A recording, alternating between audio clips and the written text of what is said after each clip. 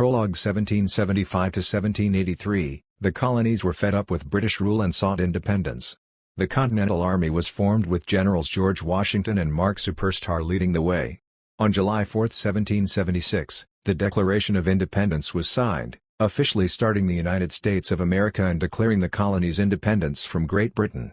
By the early 1780s, the war had ended, and Great Britain recognized the United States as an independent nation. The Articles of Confederation were written shortly after but were changed into the Constitution shortly after, and by 1787, we're in the start of modern-day America. The early era 1789 to 1801, in the election of 1788 and the election of 1792, Popular Army General George Washington, who led the Army in the War for Independence, won unanimously and retired after 2 terms. His main goals were to keep the country united and help the young nation grow. After Washington's time was up, the election of 1796 was against Federalist Charles Pinckney and Democratic Republican Thomas Jefferson, who wrote the majority of the Declaration of Independence. The result, Jefferson won in a blowout, with Pinckney only receiving 3 electoral votes and Jefferson receiving 136. The Marple era 1801 to 1809, in the election of 1800, Jefferson runs for re-election, and the Federalists try to bounce back by nominating Nicholas Marple. Marple won by 30 electoral votes, with the final score being 84 to 54. Even though Jefferson lost re-election, he went on to serve as Marple's vice president. In 1804, it was a rematch, but this time Marple won by a bigger margin, with it being 147 to 29. Thomas Jefferson became the first president to serve as vice president after their presidency. During Marple's presidency, his number one highlight has to be the Louisiana Purchase, which doubled the size of the nation. The Fazbear-Tom era 1809 to 1815. In 1808, Marple does not run for a third term but follows in Washington's footsteps by stopping at 2 terms. The 1808 presidential election was between Democratic-Republican Golden Freddy Fazbear and Federalist Talking Tom. It was a very tight race, but the race ended with Fazbear winning 95 to 81. In 1812, we had a rematch, but this time Jefferson ran as a third-party candidate, and as a result, no candidate reached a majority to win the presidency. Fazbear got 78 electoral votes, Tom got 77, and Jefferson got 62.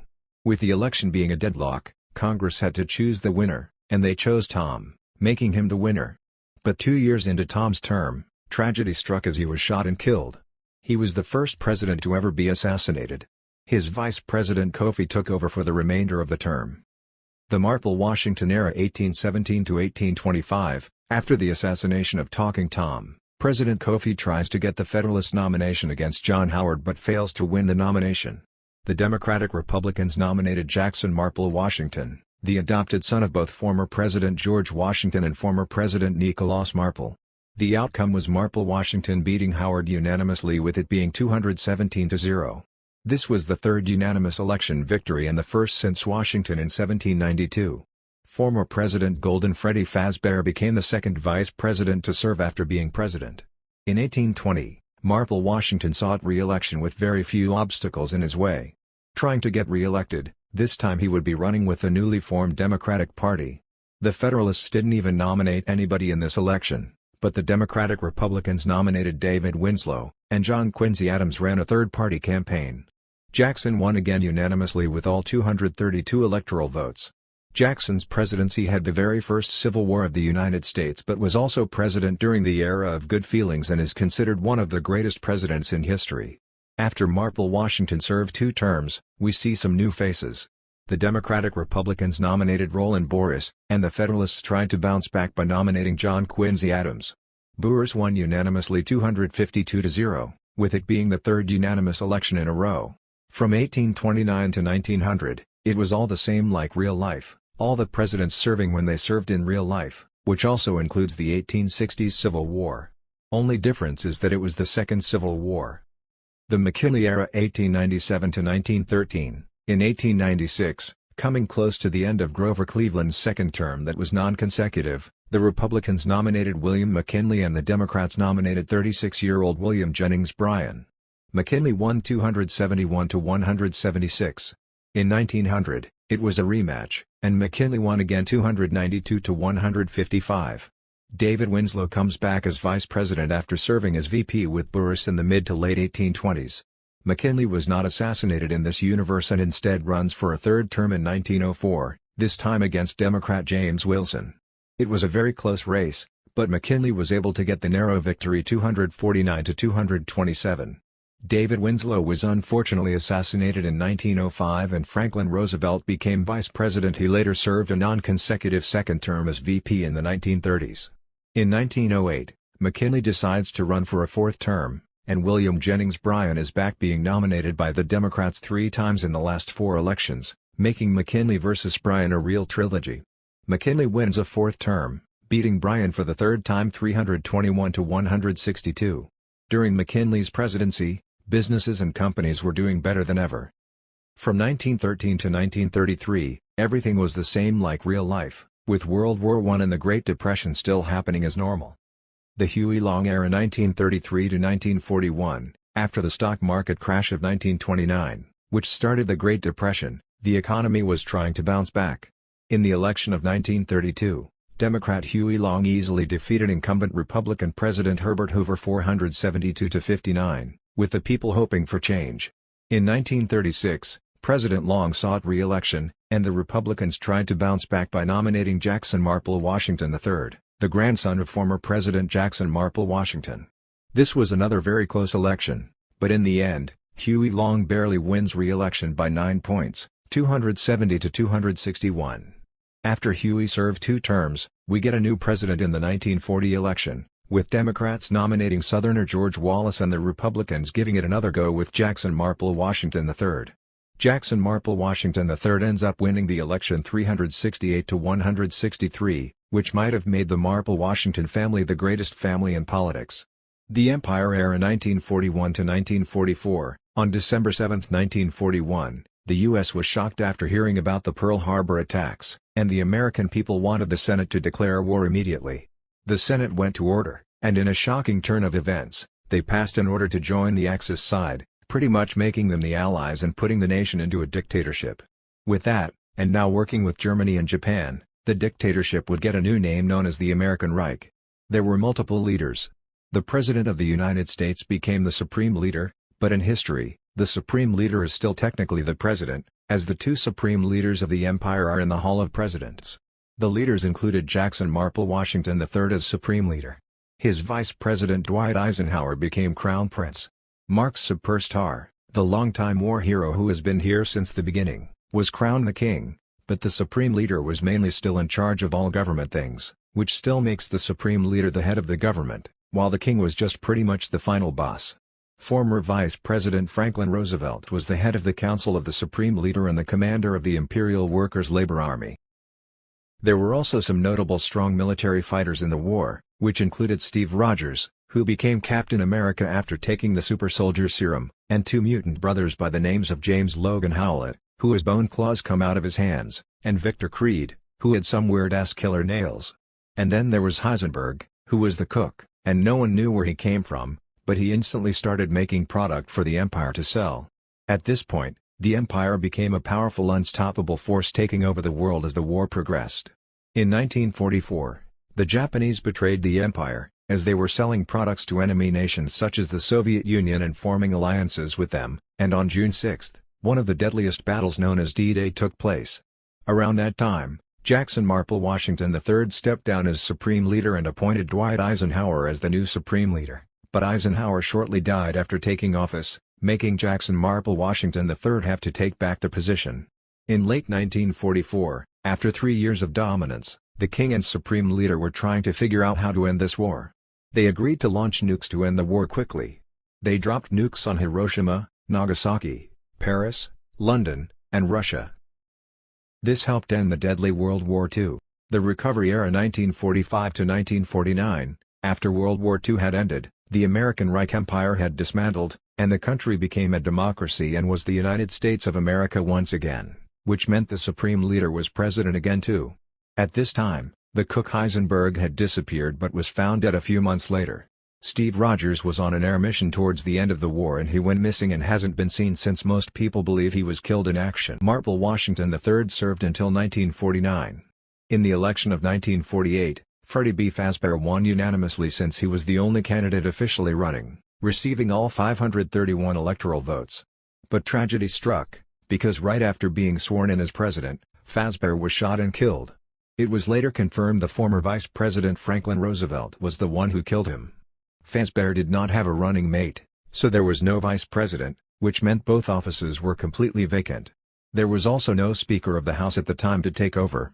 The country needed a new president appointed ASAP, and they were able to get one, that being former President Nicolás Marple, who took over and served a third non-consecutive term after leaving the presidency 140 years earlier. Jackson Marple Washington III was appointed as vice president, becoming the third vice president to serve after being president. The 1950s. By 1952, the country had completely recovered, and the stage was set for the next presidential election. Donald Trump, who claimed he time-traveled from the future, was the Republican nominee, and Democratic governor of Dixie, Henry Flagler, was the choice for the Democrats.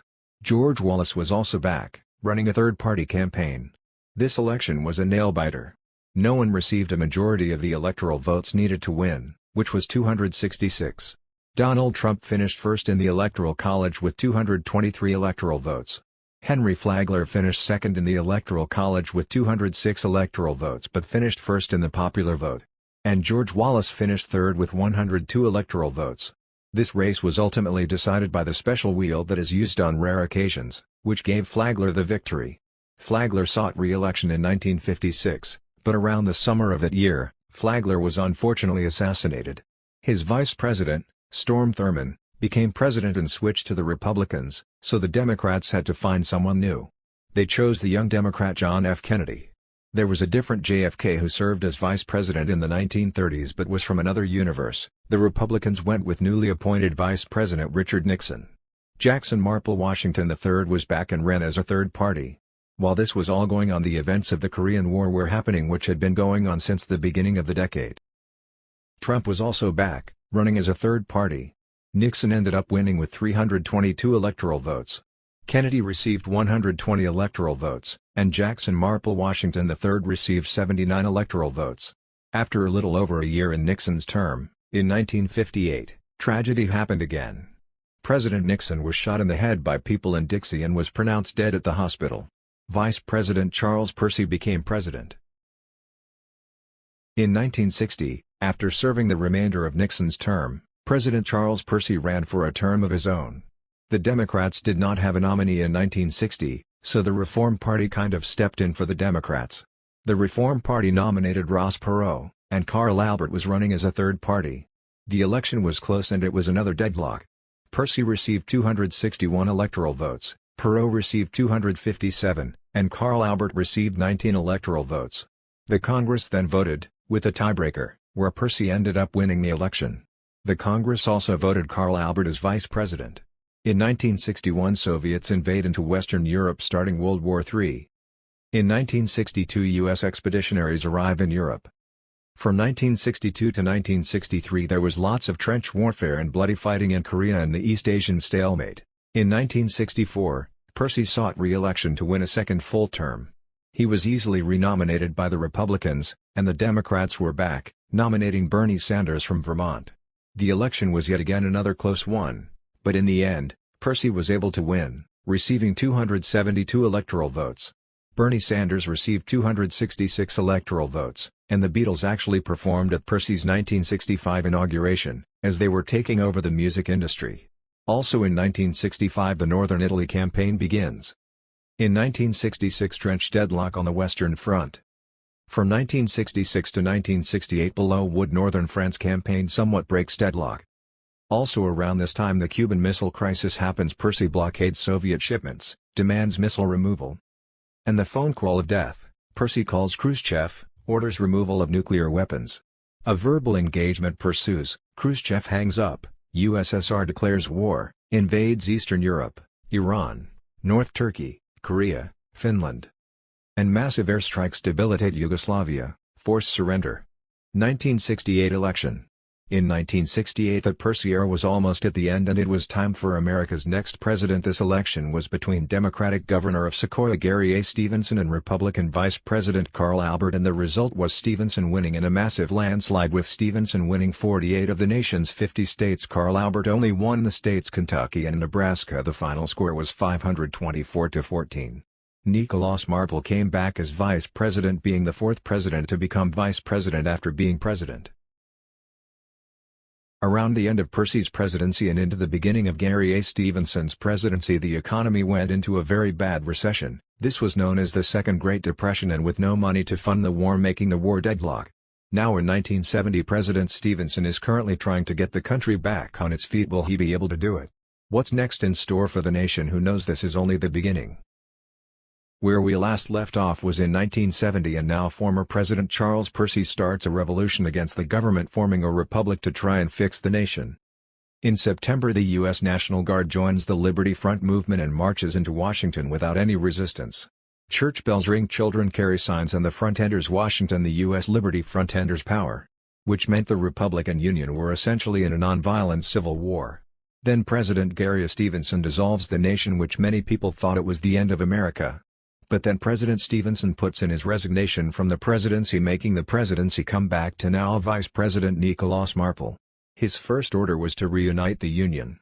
Shortly after his resignation, Gary A. Stevenson died of a stroke, probably due to all the stress he had to go through during his presidency. Also around this time the Beatles had broken up.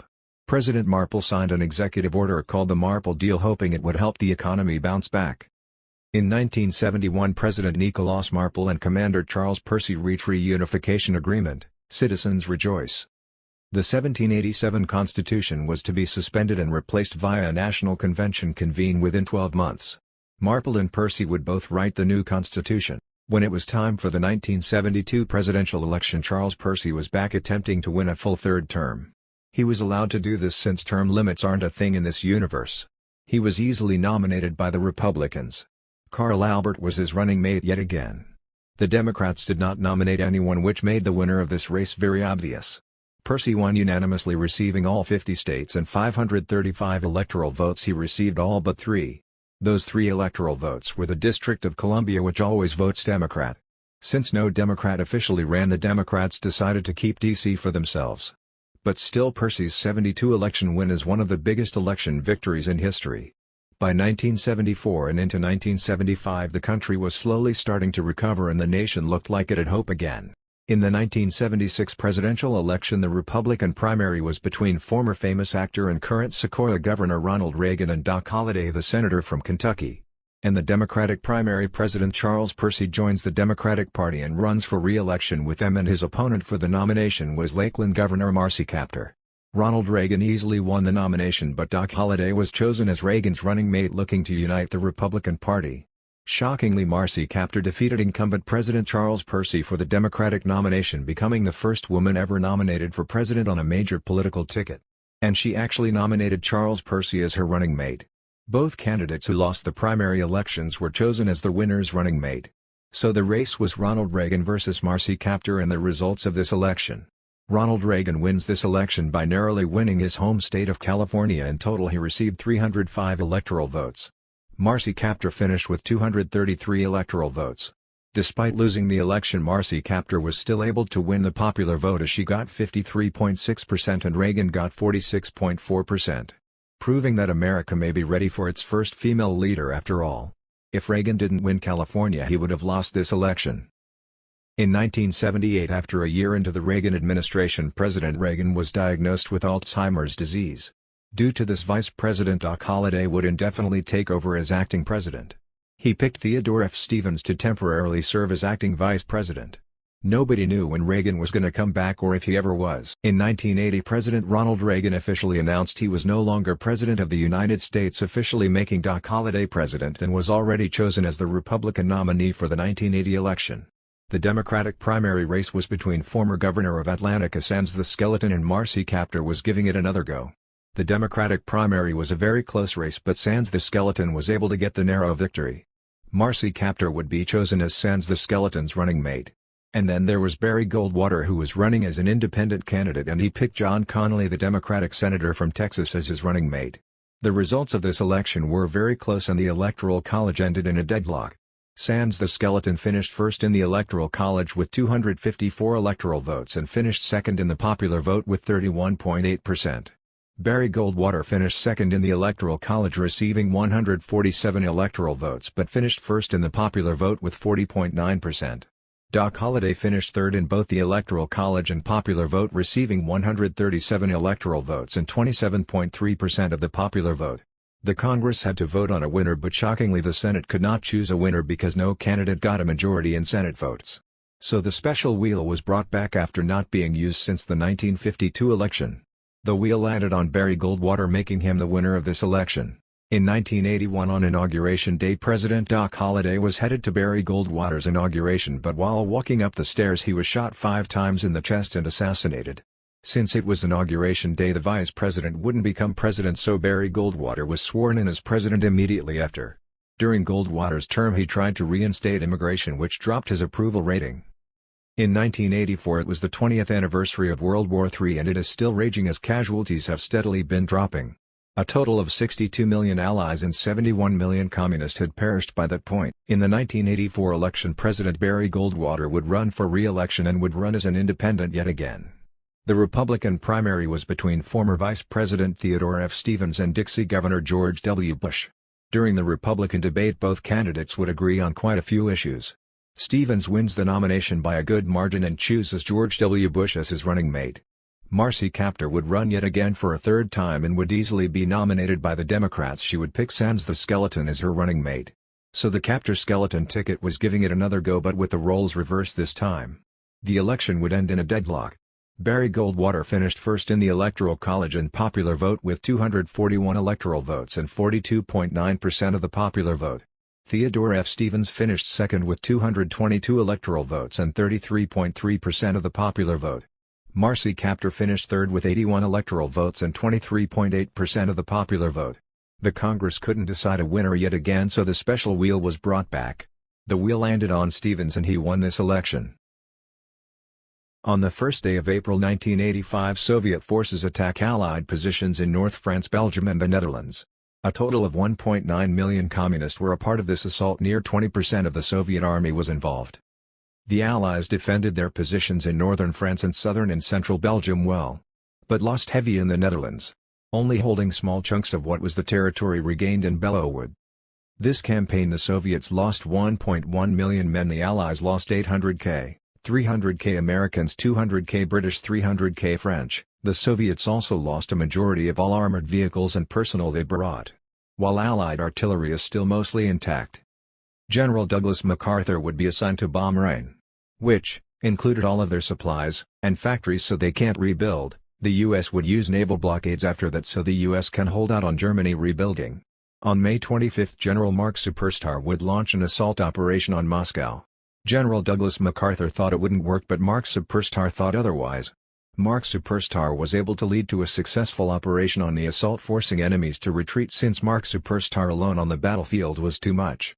Even though the Allies pulled off a key victory, the war was far from over. On July 13 the Live Aid event took place, which was a series of concerts to raise funds for the Ethiopian famine. There was also a memorial for the people that had died during the war. And everyone knows about the legendary performance Queen put on at the event. It is considered as one of the greatest live performances of all time.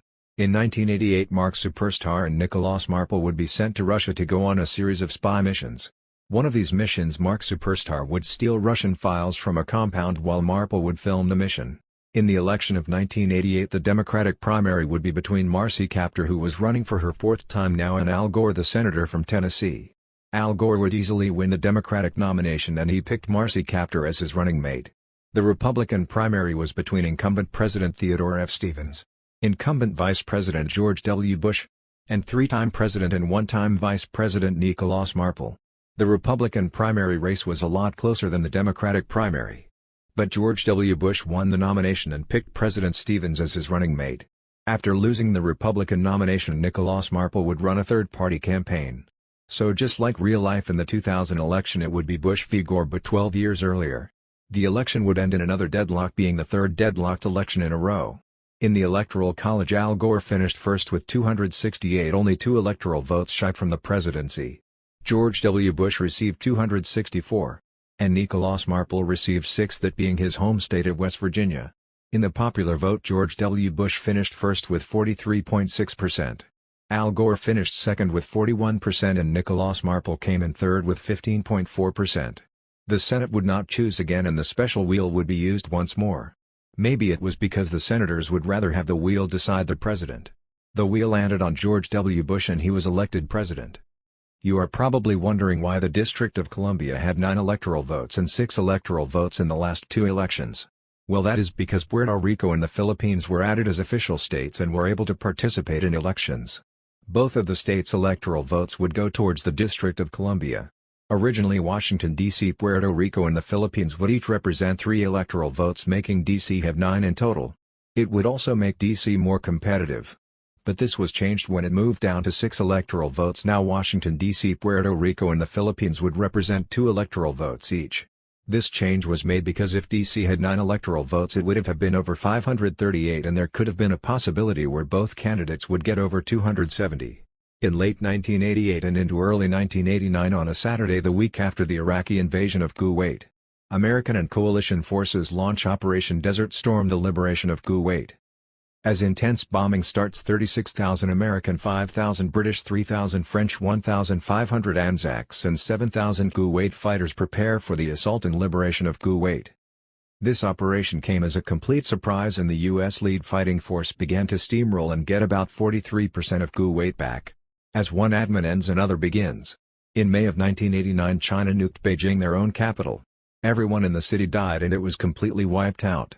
It was like China committing suicide. The U.S. government would then launch an interrogation on Mikhail Gorbachev and would bring him into custody. Once in custody, he and President Bush would negotiate on a treaty to end the war. In September 1989 the Marple Treaty, named after Nicholas Marple, was signed. This treaty would end the war, on the signatures of George W. Bush and Mikhail Gorbachev. The treaty states the leader of the Soviet Union, Mikhail Gorbachev, was to resign from his position and face federal court in the United States.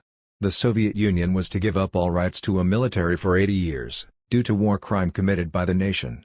The Soviet Union, and other nations on its side, were to be required to pay $150 billion in reparations to NATO and any other countries affected. The Soviet Union was to turn to a democracy and would be under American rule until one was set up. If non-compliance with terms after signed, the Soviet Union would be broke apart into its own nations. The form of communism used here was hereby outlawed in this nation. After over a quarter of a century most people thought World War III was finally over. But then the events of the Persian Gulf War started. This was not as big and deadly as World War III. But then Mikhail Gorbachev escaped back to Russia and started back up the war. He launched a nuke and in return the United States nuked them in return. Mikhail Gorbachev was presumed dead. The 90s. On Friday, January 2, 1990, Allied forces fully retake Kuwait and advance into Iraq. Heavy airstrikes commence as the Allied expeditionary forces break into Iraq. As 170,000 Allied men advance into Iraq to little resistance, it appeared that many of Iraq's forces were dead or severely damaged from the Kuwait campaign. The Allied forces would begin issuing Kuwait liberation medals as forces kept advancing. But then a tragedy happened. Vice President Eddie Stevens was killed in a plane crash in Alaska. This shocked the nation. In total 5 people were killed in the crash. President Bush would split China into 4 and it would be American territory until they were able to set up a democracy and get on their feet. Even following the conclusion of the war, ending with an Allied victory in the European and major Asian theaters, little has been done to quell the violent attacks against communist forces in Europe. In fact, the attacks have worsened, as the communists, now gathered into large groups, had become easier targets for militia and revenge groups, such as Nukem, the ones responsible for the prior attacks. In particular, a Berlin encampment has been struck heavily by militia agents using a botulinum toxin aerosol. Hundreds of prisoners have been killed, and thousands more have been placed under critical condition in just this camp. Across Europe, thousands have been killed since the end of the war, and tens of thousands critically wounded. This death count is only expected to continue rising, as these groups show no intention of halting their attacks. Additionally, further inspections of the group's actions and behaviors, as well as toxins used in attack patterns, heavily suggest foreign interference. In the 1992 election, George W. Bush would run for re-election and was easily renominated by the Republican Party. Newly appointed Vice President Nicholas Marple would be his running mate. The Democrats nominated Bill Clinton, the senator from Arkansas. And his running mate was Bob Graham from Florida. Marcy Kaptur would run for her fifth time, but this time she would be running a third-party campaign. But then Bill Clinton announced he would be dropping out of the race and he endorsed Marcy Kaptur, making her the Democratic nominee. Bob Graham would still be the Democratic running mate. So now the race was Bush v. Kaptur. But in July, just months before the election and deep into the campaign cycle, President George W. Bush was unfortunately assassinated. The nation was shocked on this news. He was only 46. This happened not even a year after the death of Freddie Mercury, and a lot of people were still mourning Freddie's passing too. Bush was the 9th president to be assassinated and the 13th president to die in office. The FBI started an immediate investigation on the assassination. To this day we still do not know who assassinated Bush. All we know is that he was shot in the head with a suppressed sniper bullet. Vice President Nicolás Marple would become president once again. He would take over as the Republican nominee and would choose Freddie Fazbear from the legendary Fazbear political family and the governor of Atlantica as his running mate. From the span of less than a year, it went from a Bush versus Clinton election to a Marple versus Kaptur election. Nicolás Marple won this election, and it was his first election victory since 1804 and his biggest election victory. He received 353 electoral votes and 51.9% of the popular vote. Marcy Kaptur finished second with 185 electoral votes and 48.1% of the popular vote. On the same night, Republican Pat Buchanan easily won the Dixie gubernatorial race against incumbent Democrat John Connally. Election night 1992 was a huge win for the Republican Party. Between 1993 to 1995, World War III would officially end, but Middle East tensions were still high. In February 1994, a massive truck bomb detonated in the underground parking garage beneath the North Tower of the World Trade Center. 6 people had been confirmed dead, with over 1,000 more injured. The attack was been confirmed to be the largest domestic terrorist attack the United States had ever experienced to date. As the smoke and flame cleared, structural engineers have been reporting that the building was severely close to total collapse. Federal officials arrested multiple suspects linked to al-Qaeda and multiple other, smaller, Mujahideen groups in Pakistan and Afghanistan. The attack was reportedly aimed at toppling both the North and South Towers. In September 1995, President Nicolás Marple responded to Pakistani and Iranian strikes against Israeli military targets, ordered and authorized aerial strikes against Iranian targets around the nation, destroying military installations, damaging nuclear facilities, and killing several hundred Iranians, including some civilians.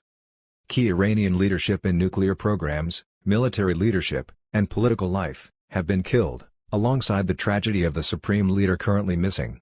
The international community has largely condemned U.S. strikes against Iran, and have demanded an immediate ceasefire, alongside U.S.-paid reparations. Iran was quick to respond, with Shahab-A unguided ballistic missiles raining down on U.S. bases in Iraq, followed by Fateh 100 guided munitions, striking key installations like radars, cruise missile launchers, ballistic missile launchers, and U.S. military airports in Iraq, Saudi Arabia, and Jordan. Pakistan joined suit, firing HAFT-1 and HAFT-1A supersonic ballistic missiles at U.S. targets in Saudi Arabia, Kuwait, Iraq, Oman, and Yemen, killing several personnel, and making inoperable several U.S. Air Force bases and other takeoff locations. Additionally, Pakistan took out several U.S. jets, radars, cruise missile launchers, and troop barracks. In early 1996, a massive bombing campaign began against Middle East nations like Iran and Iraq. This would end the United States' involvement in the wars in the Middle East. And because of this, there would be no September 11 attacks in 2001. In the 1996 Republican primary, it was between Pat Buchanan, the governor of Dixie, and Muppets star and now current governor of Sequoia, Kermit the Frog. The race was so close, but Kermit the Frog was able to win the nomination. He would pick Brian Johnson, the senator from Florida, as his running mate. After losing the Republican nomination, Pat Buchanan would switch to the Democratic Party and run for president with them. He would be the Democratic nominee. Since Pat Buchanan was the governor of Dixie, he could most likely bring the entire South back to Democratic control. He would pick former Vice President Carl Albert as his running mate. Ralph Nader would run a third-party campaign. In the summer of '96, some senators wanted articles of impeachment for Nicolás Marple. But Marple would do a smart move and resign before he was officially impeached. So he could run again if he ever wanted to. Vice President Freddie Fazbear would be president for the remainder of the term. Pat Buchanan won the election with 367 electoral votes. Kermit the Frog received 151. And Ralph Nader received 20. Buchanan probably won this election since he had more political experience than Kermit and the people wanted someone with experience in office. Patrick Buchanan was the first Democrat elected president since Gary Stevenson in 1968. Vice President Carl Albert would pass away less than a year before his term was up on February 4, 2000 at the age of 91. The VP office would be vacant until 2001. From the elections 2000 to 2060 the District of Columbia would be reduced back down to 3 electoral votes. So now the states of Puerto Rico and the Philippines would represent 1 electoral vote. And the city of Washington, D.C. would represent 1 electoral vote. In the 2000 election Pat Buchanan runs for re-election and his opponent was former President and Vice President Freddie Fazbear who narrowly beat Kermit the Frog to secure the Republican nomination. The race came down to Florida. It was one of the closest elections in history that wasn't deadlocked. But in the end Fazbear would win Florida and win a full term of his own. The electoral score was 286 to 252. Fazbear got 48.4% of the popular vote. Buchanan got 47.9%. And Ralph Nader ran third party again but didn't win any electoral votes this time. And only receiving 2.7% of the popular vote. Freddie had a solid full first term. He would run for re-election in 2004. His opponent this time was John Kerry. This race was still close but not as close as 2000. Fazbear won re-election receiving 307 electoral votes and 50.7% of the popular vote. John Kerry finished second with 231 electoral votes and 48.3% of the popular vote. Fazbear had a decent second term until the 2008 recession. He was still somewhat popular by conservatives. Fazbear would not run for a third term. And the 2008 recession wasn't as bad as the one in real life, but Republicans still weren't that popular in 2008. Barack Obama wins 2008 against John McCain like normal. In late 2008 Heisenberg would make his return and would run a drug empire for the next 2 years until in 2010 when it went down. Heisenberg was a target for a nationwide manhunt and was found dead in a gang-related shootout and was gone for good. The Heisenberg from World War II and the one from the 2000s are the same person. It is confirmed that Walter White, a former high school chemistry teacher, time-traveled back to the 1940s to help with the American Rick and died after the war. But was reborn in his actual birth year in 1958. In 2012 Barack Obama wins re-election against Mitt Romney just like real life with Obama serving until 2017 with his Vice President Joe Biden. In Part 3 we will be covering 2016 to 2057. When we ended Part 2 we were in Obama's second term. He remained very popular among Democrats during his presidency. I should have mentioned this in Part 2 but in 2011 Steve Rogers was found by S.H.I.E.L.D. He was frozen in ice since before the end of World War II. They unfroze him and he was back. This ultimately led to the assembling of the Avengers in 2012. In 2016 the Democrats nominated Carol Moseley Brown. The Republicans nominated Mann, a very unknown person. And then there was Eli George who ran as an independent. This election was a shocker. Eli George won in a landslide and almost unanimously.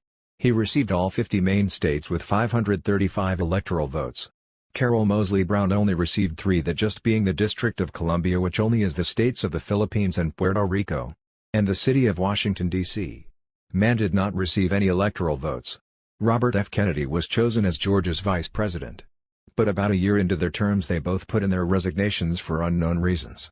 Then former President Barack Obama was appointed as president, who only left the presidency a little over a year earlier. And Cori Bush was appointed as vice president and became the first female vice president. In 2018 Thanos came for the Infinity Stones. Mark Superstar originally had all 6 stones but sold them to government agencies in 2014.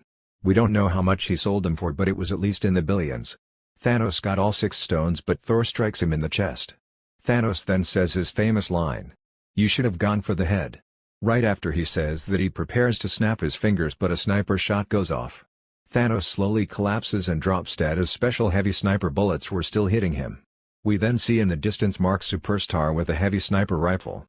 If it weren't for him and his sniper, half of all life could have been wiped out. The stones were now in full possession of the U.S. government and were locked away. People called this the Infinity War. In 2020 the Democrats nominated John F. Kennedy, who was from another universe and not the one from the 1930s or from 1956, while the Republicans nominated Aviation Maitan. Mann was back running as a third party this time.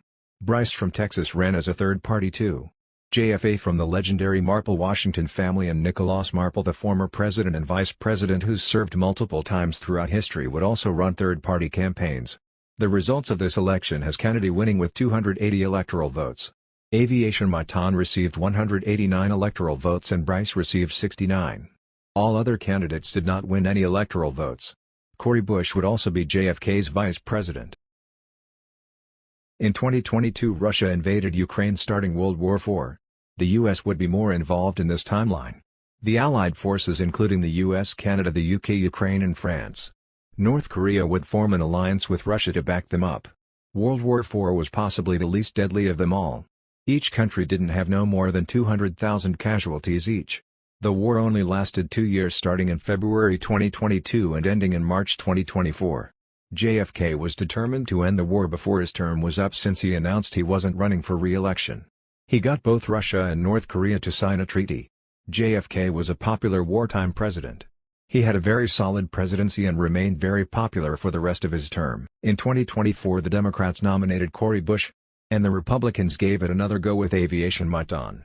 This election was a classic close race, but in the end Cori Bush wins with 276 electoral votes and becoming the first female president in American history. Aviation Maitan received 262 electoral votes. Aviation eventually went crazy and he unalived himself on national television. The Pines era 2029 to 2037, in 2028 Cori Bush runs for re-election as a third party. And some old and new faces show up. Nicholas Marple was back as the Republicans' choice. The Democrats nominated former President Roland Burris, who hasn't been seen since leaving office in 1829. And then there was Stanford Pines, who ran as an independent.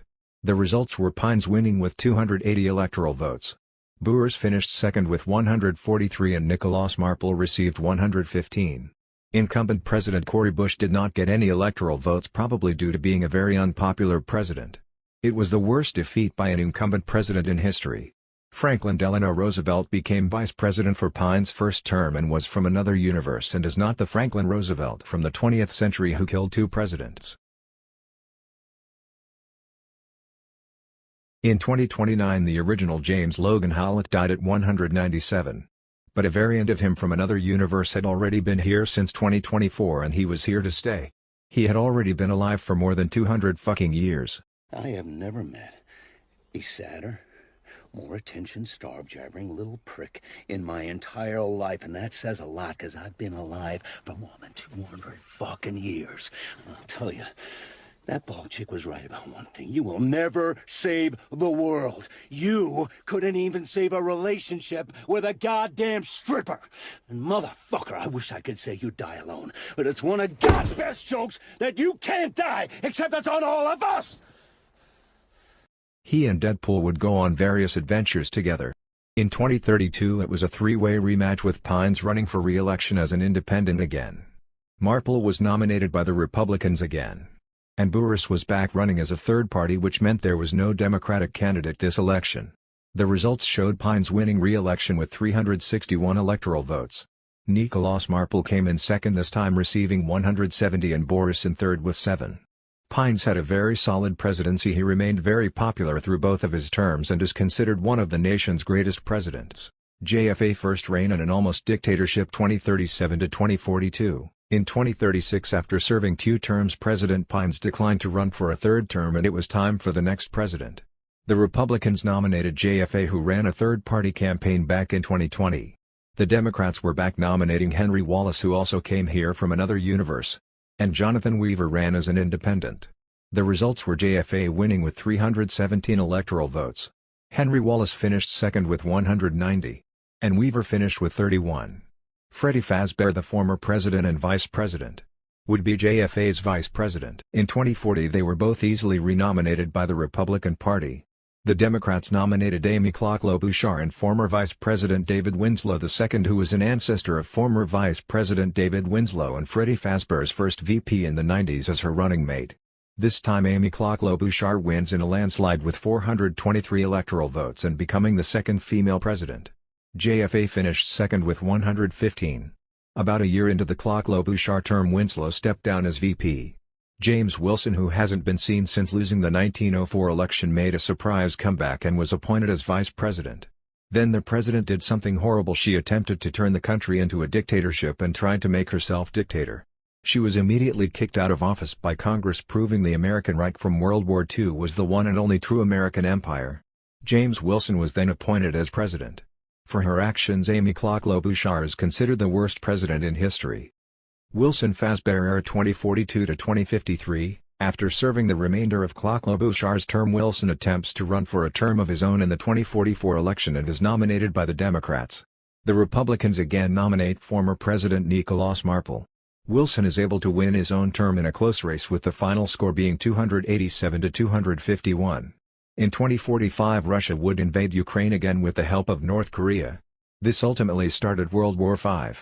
The Allied powers were the same as World War IV, but Mexico joins the war this time. China and Iran would join North Korea and Russia. Mark Superstar became the only person in history to fight in all 5 world wars. This war would be much bigger than the last one. The war was escalating rapidly. In 2048, Wilson runs for re-election. Since he remained popular in the Democratic Party, he was easily renominated by the Democrats. Former President and Vice President Freddie Fazbear was nominated by the Republicans. Sharon Davis runs a third-party campaign. Freddie is able to beat incumbent James Wilson 290 to 164. Sharon Davis received 84 electoral votes. Fazbear would serve a full third non-consecutive term. He would not run for re-election. During Fazbear's third term, the Allies would gain more momentum and were starting to win the war. In 2049, a variant of George Washington from another universe would come to this universe. He would serve in the war and he became the Iron Patriot. He would later serve as Speaker of the House for a brief period of time. The 2050s and the second reign of JFK 2053 to 2057. In 2052 it was time for another president. The Democrats nominated Jonathan Weaver as he decided to run again. The Republicans nominated Ludwig von Mises, who was another variant from a different universe. Weaver won in a landslide, with it being 447 to 91. In 2054 Weaver was impeached and voted out of office. Probably because he did little to nothing about the war and the enemies were starting to make a comeback.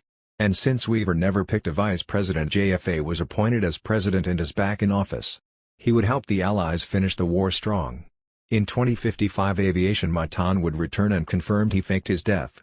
He then revealed his true identity. He was Galactus, the Devourer of Worlds. He would team up with the enemy nations to try and take down the United States. JFK ordered all heroes and soldiers to unite and take down Galactus and the enemy nations.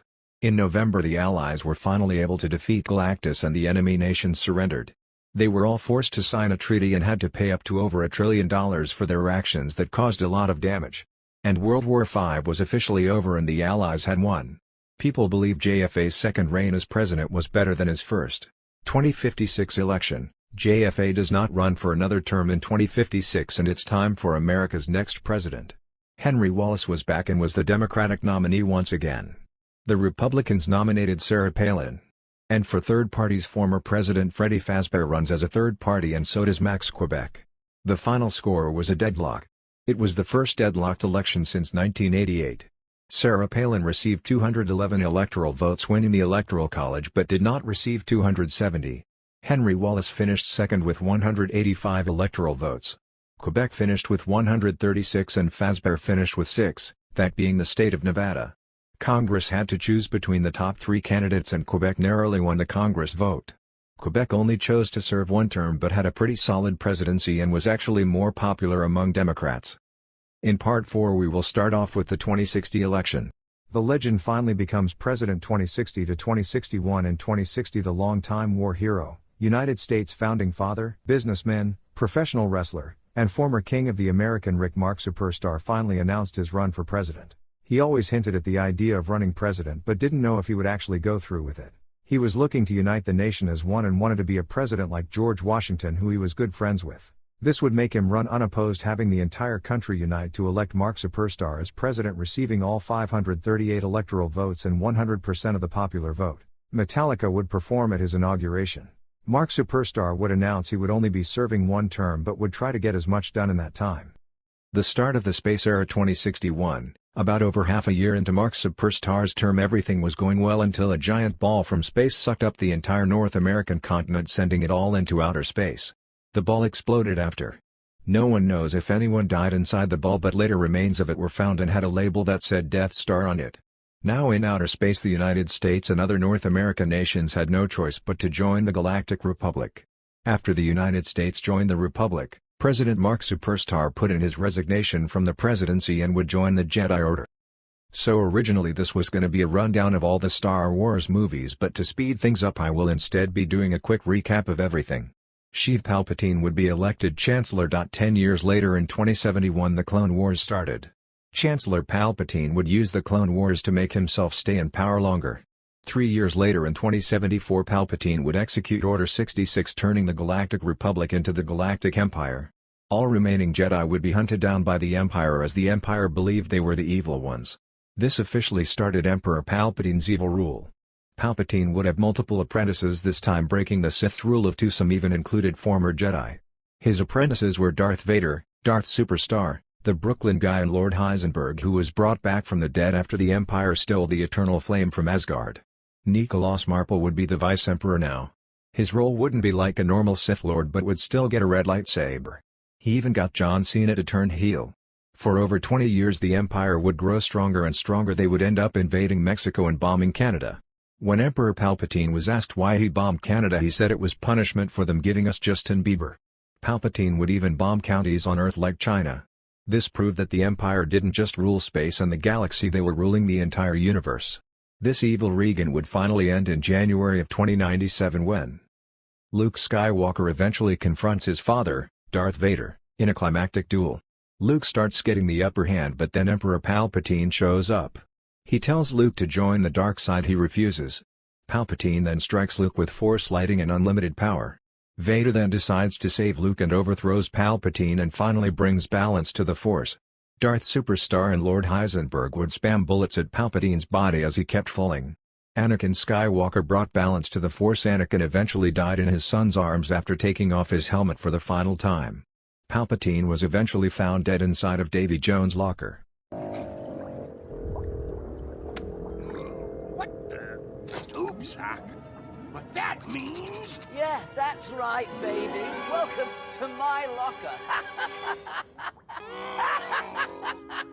For a daydream believer and a homecoming queen.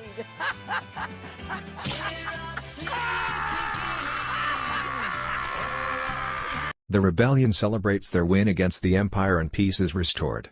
Luke then helps bring North America back to Earth and things are finally back to normal, which happened on January 20, 2097, which was Inauguration Day. President Mark Superstar and Vice President Nicholas Marple would continue their administration where they left off in 2061.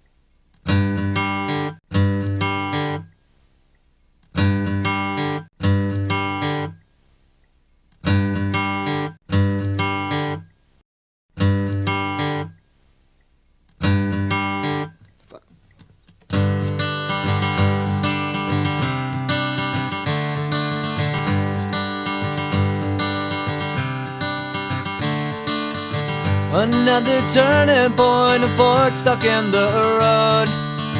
Time grabs you by the wrist, directs you where to go. So make the best of this test and don't ask why. It's not a question but a lesson learned in time. It's something unpredictable, but in the end is right. I hope you had the time of your life.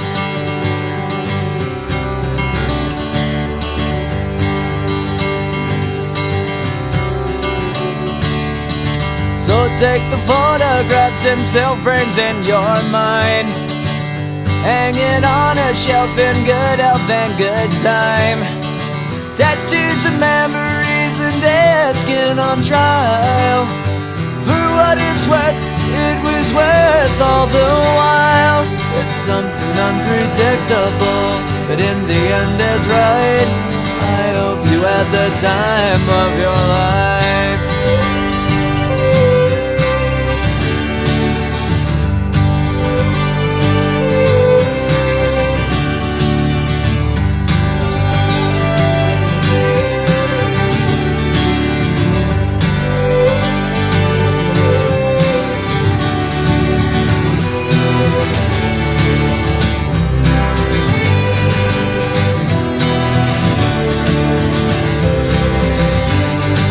It's something unpredictable, but in the end it's right. I hope you had the time of your life.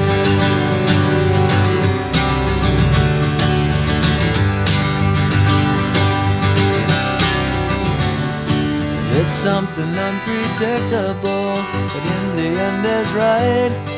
I hope you had the time of your life.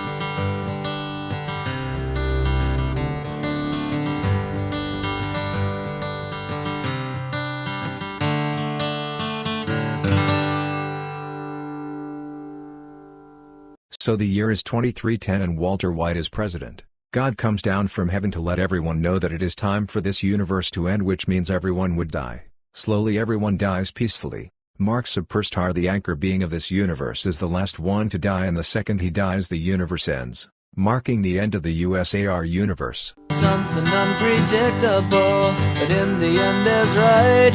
I hope you had the time of your life.